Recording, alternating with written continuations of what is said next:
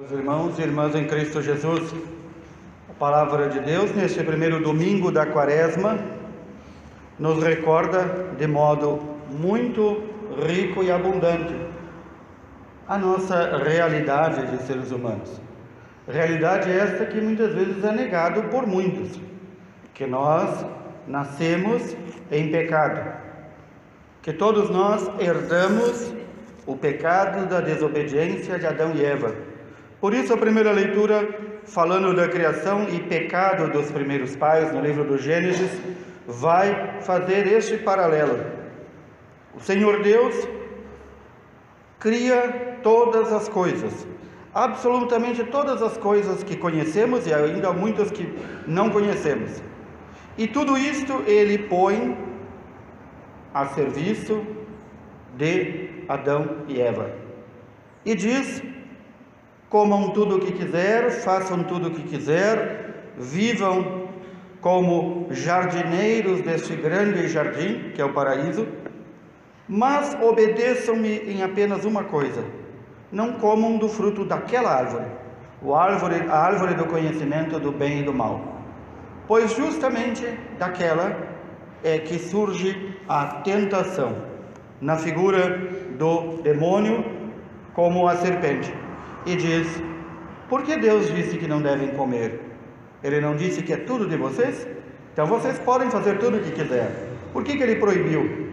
E então, aí vem a resposta. A mulher respondeu à serpente: do fruto das árvores do jardim nós podemos comer, mas do fruto da árvore que está no meio do jardim, a árvore do conhecimento do bem e do mal, o Senhor não quer que nós a comamos, nem sequer a toquemos. E a serpente, o símbolo do demônio, o símbolo da astúcia que se revolta contra Deus, diz: podem comer à vontade, não vai fazer nenhum mal. Não há por que obedecer a Deus. Ele não quer que vocês fiquem conhecendo o que é certo e errado. Qual foi o conhecimento que Adão e Eva tiveram quando comeram do único fruto proibido? Lembremos, Deus havia dado todo o paraíso, o jardim, havia dado todo o universo, e eles, interditados de fazer uma única coisa, disseram: vamos desobedecer para ver o que vai dar. Instigados pelo demônio, foram tentados e caíram na tentação. E então eles não alcançam o conhecimento do bem e do mal. Pelo contrário, eles alcançam o conhecimento e a prática do pecado. E a primeira figura que o livro do Gênesis nos diz é que eles se deram conta que estavam nus. Se deram conta. Obviamente que sabiam que estavam nus, mas se deram conta que estavam nus, que não tinham roupas. Deus, quando os fez, não fez roupa para eles. O que significa este estar nus? Significa que já não estão mais cobertos com a graça de Deus. E então se dão conta da sua nudez. Quem dera muitas vezes nós nos dessemos contas da nossa nudez, que quando estamos longe da graça de Deus e, portanto, na desobediência a Deus, estamos nus. Estamos sem a graça de Deus, não estamos na cobertura de Deus. Estamos abandonados à nossa própria sorte. Quando fazemos as opções erradas, quando dizemos sim ao pecado e à desobediência, quando ouvimos o tentador e caímos na conversa dele.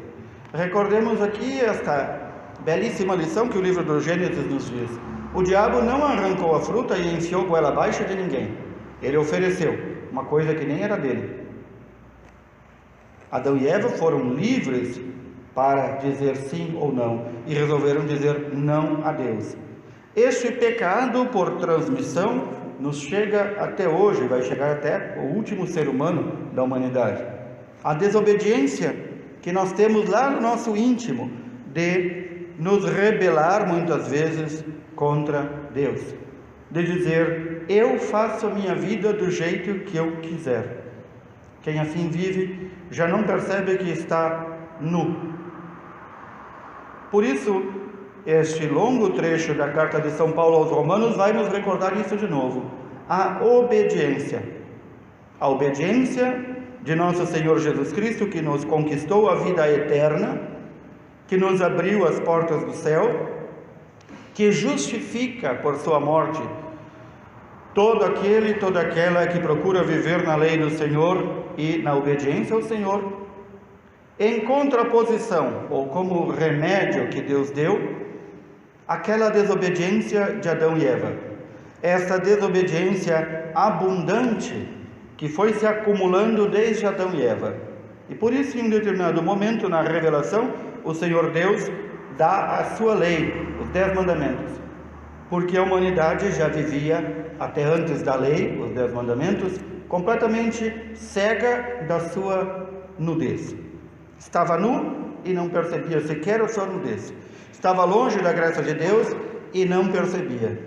Mas então o Senhor Deus dá-se conta de que só a lei não basta. Alguns cumprem a lei, a grande maioria não faz caso nenhum da lei de Deus. E, portanto, era necessário algo muito maior que aquela abundância de pecado. É o que São Paulo chama a superabundância da graça de Deus. Essa superabundância da graça de Deus se manifesta de forma bem clara na obediência, como mesmo São Paulo diz, obediência de um único homem, nosso Senhor Jesus Cristo, que obedeceu ao Pai até a morte. O que significa esse até a morte? Ou seja, até na forma de entregar a sua vida. Até a morte não significa que obedeceu até morrer e depois deixou de obedecer. Significa que obedeceu até mesmo no modo que o Pai exigiu o seu sacrifício. E então, nós ouvimos o Santo Evangelho, que nos recorda de coisas bem simples. As tentações de Jesus no deserto. Aqui começa, na prática, o desafio do Senhor, o primeiro desafio de seu ministério. Após jejuar 40 dias e 40 noites, o Senhor é levado pelo Espírito de Deus ao deserto para jejuar, para fazer obras de penitência. Aquele que não precisava fazer penitência, não precisava fazer jejum, fez. E quantos de nós que precisamos e dizemos, eu não preciso? O tentador, o demônio, a serpente, se aproxima do Senhor e começam as tentações. Primeiro de tudo, ele vê, o Senhor tem fome.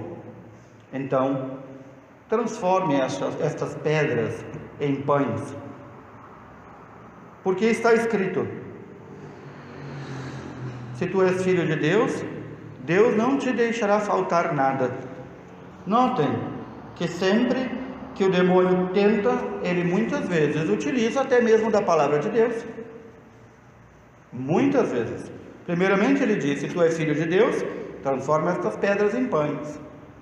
Quem é que chamava Jesus de filho de Deus? A própria Sagrada Escritura. Depois ele diz, se tu és filho de Deus, lança-te daqui de baixo, porque Deus disse que vai enviar seus anjos. Disse aonde? Na Escritura. Depois diz, tudo que tem no mundo é meu. O mundo é meu. Tudo que está no mundo eu posso dar a quem me adorar.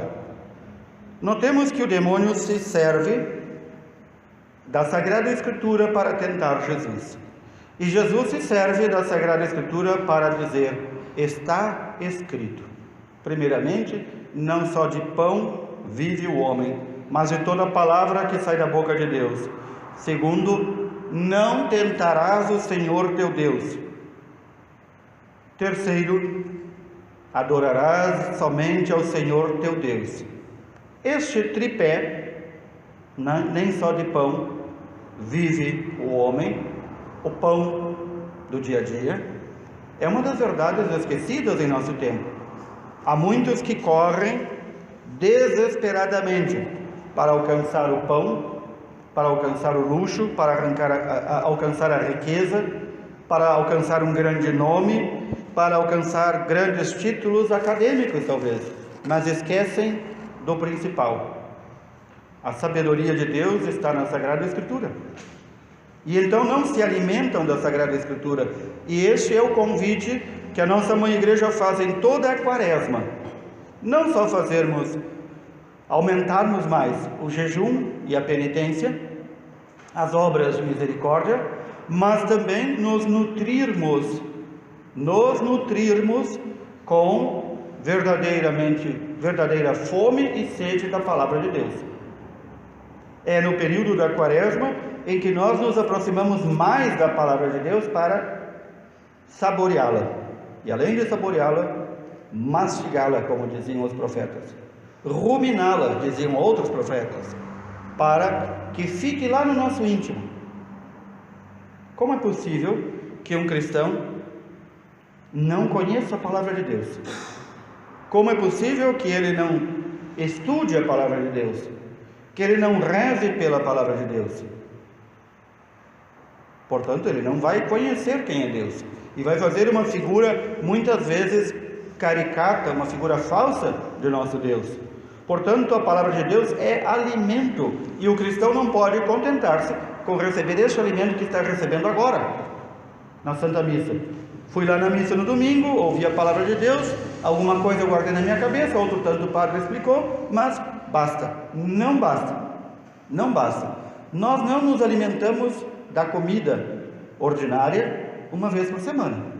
Nós comemos todos os dias. Nós não lavamos o nosso corpo uma vez por ano. Portanto, a Quaresma também é período de lembrarmos o sacramento da confissão, de forma mais especial. Nós não nos alimentamos da oração uma vez na vida.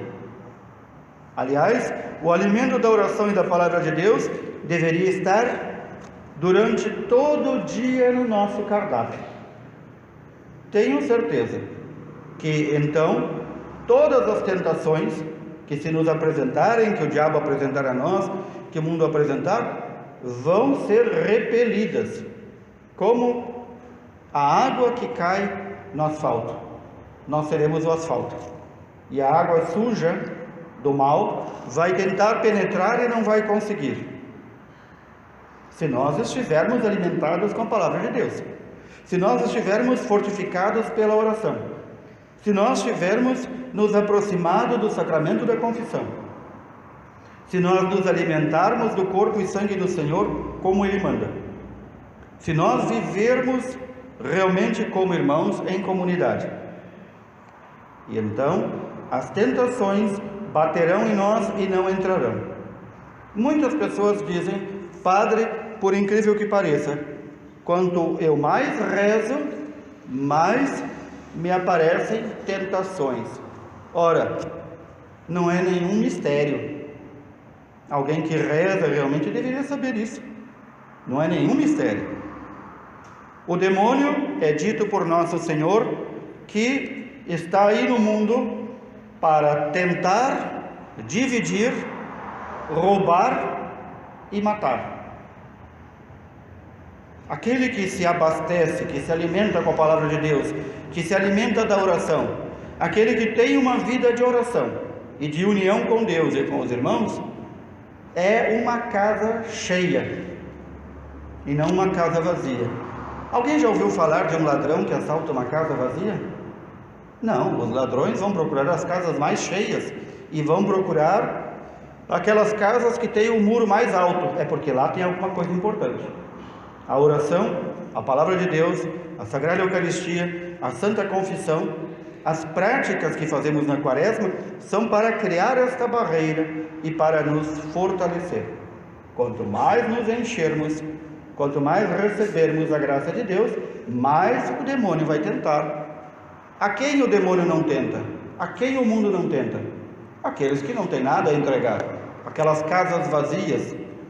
Ou, como dizia São João Maria Vianney, santo padroeiro de nós sacerdotes, dizia: o diabo não vai tentar aqueles que já são dele, vai tentar aqueles que são de Deus.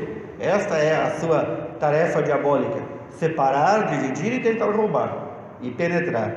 Portanto, não nos assustemos, é o normal dentro deste plano terrível do demônio. É normal que quando nós tentamos viver uma vida regrada segundo a lei de Deus, que tudo venha para cima contra. É normal que quando a gente queira rezar no silêncio, todo o barulho vem em cima. É normal, porque são as obras do demônio e do mundo que nos atacam. É normal que quando nós fazemos o jejum, a penitência, a mortificação corporal, o nosso corpo se revolte. Ou alguém já viu algum cavalo ser domado sem dar coices e pontapés e mordidas? Recordemos disso. Não nos assustemos. Algumas pessoas dizem: eu estou pensando em desistir de rezar, porque quanto mais reza, pior fica. Não pior fica, melhor fica. Nós fomos chamados ao combate, e bem armados ao combate. Soldado que não está treinado, soldado que não está forte, não adianta ir à guerra. Por isso, a necessidade de nos fortalecermos e crescermos no conhecimento da Palavra de Deus. Não só um conhecimento intelectual, mas um conhecimento lá do nosso coração, que nos permita viver de acordo com a vontade de Deus e não nos abandonarmos, não sermos mais aí uma folha ao vento, mas sermos aqueles homens e mulheres que estão firmes, amando o Senhor, procurando viver esta quaresma em silêncio e em prontidão da oração e das obras de misericórdia. Que assim o Senhor nos ajude e nos fortaleça. Louvado seja nosso Senhor Jesus Cristo.